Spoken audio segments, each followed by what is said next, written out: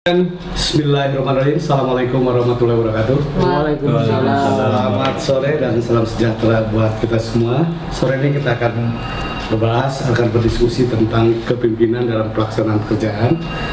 Salah satu mata pelatihan dari agenda 2 dalam konteks pendidikan pelatihan kepemimpinan pengawas. Tapi sebelum mulai mungkin seperti biasa lazimnya kita memperkenalkan diri dulu. Yang sederhana aja lah. Nama saya Gugum Gumelar, saya salah satu bidai suara di lingkungan PKP 2 Satulan. Nah, untuk berdiskusi tentang kepemimpinan dan pelaksanaan pekerjaan ini ada beberapa hal mungkin sebelumnya. Saya ingin bertanya dulu kepada Anda semua. Apa sih ada harapan dari sesi ini kira-kira? Dari mata pelatihan kepemimpinan dan pelayanan ini? Ada yang bisa bantu kira-kira? Apa yang ada harapan dari sesi ini? Mungkin untuk mengetahui bagaimana nilai-nilai kepemimpinan itu sendiri, Pak, leadership itu, supaya kita di lingkungan institusi kita itu bisa memberikan pelayanan yang terbaik untuk masyarakat. Ya, tentunya kita kalau mau belajar sesuatu harus tahu dulu targetnya apa, supaya kita tahu apa yang kita harapkan. Maka kita juga harus tahu apa sih yang akan dibangun dengan pelatihan kepemimpinan pengawas tadi.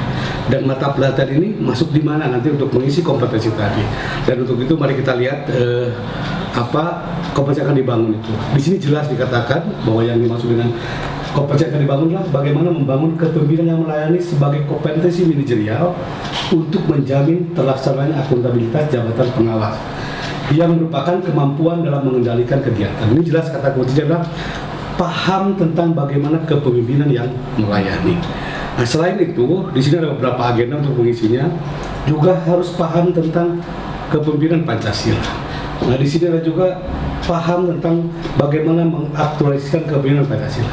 Diharapkan mata pelatihan ini yang berjudul kepemimpinan dalam pelaksanaan kegiatan bisa mengimplementasikan ini. Nah, jadi harapannya tadi mampu ya memberdayakan staf untuk peningkatan kualitas pelayanan publik yang efisien dan efektif di dunia kerja. Ini target yang kita bangun dalam mata pelatihan ini. Nah, untuk mengisinya ada beberapa agenda. Agenda yang pertama adalah kita akan membahas tentang konsep dasar kepemimpinan dan pelaksanaan pekerjaan. Yang kedua adalah pendekatan kepemimpinan dalam pelaksanaan pekerjaan, dan ketiga dan bagaimana kita mengaktualisasikan.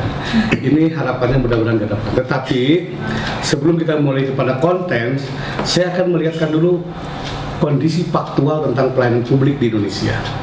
Ini ada beberapa hal contoh sederhananya. Ini masih ada berita aduan pelayanan publik masih tinggi. Pelayanan masih dikeluhkan, PNS jalan cuma ke jalan. Ini faktual yang ada di negeri kita ini. Ya. Ini juga luar biasa ya. Pemerintah daerah menjadi pelayanan publik terburuk. Pelayanan publik buruk, seluruh instansi devaluasi. Dan yang paling luar biasa yang kita hadapi sekarang ini adalah kalau kita klik googling, dalam hitungan 0,4 detik ada 17.800.000 artikel yang berbicara tentang pelayanan publik di buruk di Indonesia. Kira-kira menurut Anda semua, ya, kondisi ini untuk menghadapi kondisi demikian butuh kepemimpinan pelayanan bagaimana untuk menghadapi permasalahan tadi kira-kira? Ini permasalahan pelayanan publik begitu luar biasa. Tentu dibutuhkan kepemimpinan yang bisa menyelesaikan berbagai permasalahan tadi. Menurut Anda semua kira-kira apa yang diharapkan pemimpinan bagaimana atau pendekatan kepemimpinan yang bagaimana yang diharapkan kira-kira? Yang tidak kaku mungkin. Tidak kaku apalagi? Fleksibel. Banyak hal dilakukan.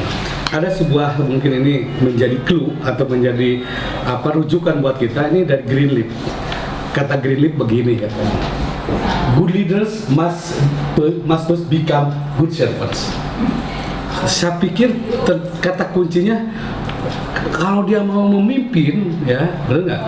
Sebelumnya dia juga pandai menjadi pelayan yang baik yang bisa melayani semua orang.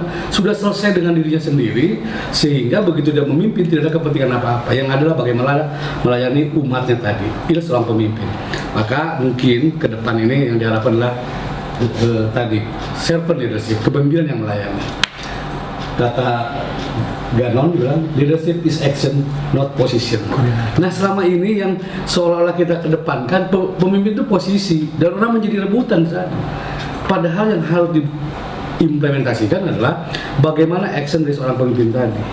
Di sini mungkin ada beberapa quote yang bisa jadi rujukan begitu pentingnya pelayanan kepemimpinan tadi, atau pemimpin yang melayani, atau servant leadership. Ya, ini saya kira harapan terbesar seorang pemimpin oleh masyarakat adalah kepemimpinan yang melayani, dan bla bla, banyak nih rujukan-rujukan ini.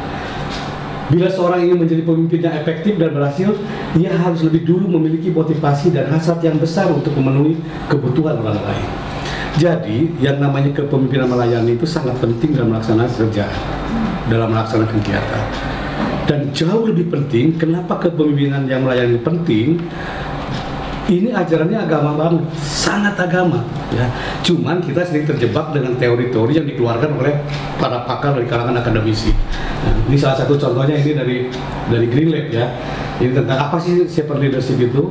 Pemimpin yang sangat peduli atas pertumbuhan dan dinamika kehidupan pengikut dan komunitas, dan karenanya ia mendahulukan hal-hal tersebut dibandingkan dengan pencapaian ambisi pribadi atau pola dan kesukaannya saja.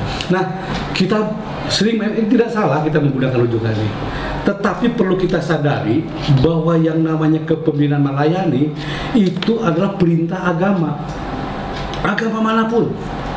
Maka kita jangan terjebak dengan teori-teori tadi. Kalau mau, kenapa sih harus pemimpin yang melayani? Ini perintah agama. Nah, untuk itu mari kita lihat rujukan dari berbagai agama begitu pentingnya pelayanan yang melayani atau servant leadership, ya, dari aspek agama. Nanti di sesi berikutnya kita akan bahas secara teoritik dari kalangan para akademisi. Tapi sebagai bahan dasar awal, kita akan melihat kenapa servant leadership ini penting dalam melaksanakan pekerjaan. Kita lihat mungkin pertama dari Bible, Yakobus, ya. Ini menunjukkan barang siapa yang menjadi besar di antara kamu, hendaklah ia menjadi pelayan. Dan barang siapa yang menjadi terkemuka di antara kamu, hendaklah ia menjadi hambamu. Sama seperti anak manusia datang bukan melayani, melainkan untuk melayani dan untuk memberikan nyawanya menjadi tebusan bagi banyak orang.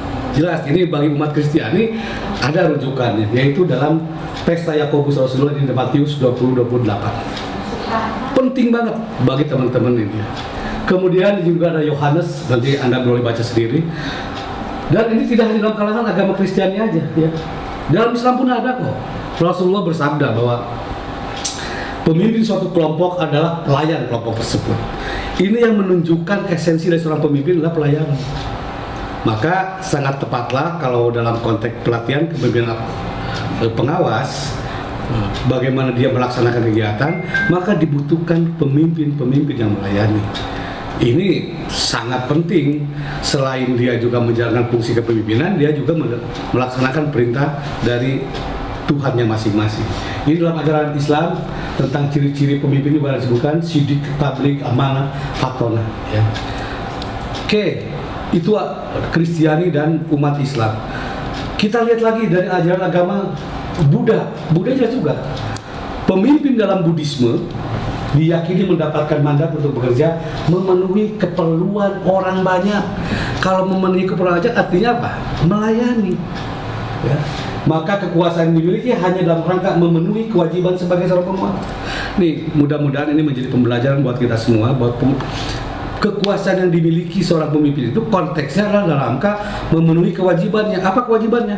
Melayani. Ini versi dari ajaran agama Buddha, ya. Dalam pandangan Buddhis ini tidak beda dengan bawahan. Keren saya kira begini, ya. Pandangan mengenai martabat, derajat, ya, dari perlakuan yang sama pada manusia menunjukkan sifat Buddhisme yang demokratis, ya. Ini jelas ajaran Buddha mengajarkan juga bahwa yang namanya pemimpin adalah melayani kebutuhan umatnya. Sama juga dalam kalangan Hindu. Dalam Hindu itu ada dikenal ajaran yang namanya ini Astabrata, yang menggambarkan perilaku kepemimpinan dari 8 dewa yang isinya semua sama. Dari 8 dari sifat-sifat dewa tadi, yang ujungnya adalah bagaimana memenuhi kebutuhan para umatnya tadi. Maka jelas bahwa sekali lagi saya ingatkan buat teman-teman, ya, sebagai para pengawas dalam memimpin kegiatan itu, basis utama adalah bagaimana kita memberikan pelayanan terbaik. Pertama, Ya, yang penting karena itu penting itu dalam konteks bagaimana kita menjalankan fungsi kita sebagai pejabat. Yang kedua jauh lebih penting bahwa kita lagi menjalankan perintah agama kita masing-masing sesuai dengan kepercayaan. Saya kira untuk sesi itu saya akan menjelaskan itu, dan untuk selanjutnya mari kita berdiskusi kelompok ya. Sederhana aja yang saya industrikan. Berdasarkan pengalaman saudara gitu ya, selama ini sebagai kehidupan sehari-hari ya, sifat-sifat kepemimpinan yang melayani, ya, ciri-ciri kepemimpinan yang melayani yang bagaimana yang Anda rasakan dalam kasus kehidupan organisasi sehari-hari. Diskusikan dan nanti kita presentasikan.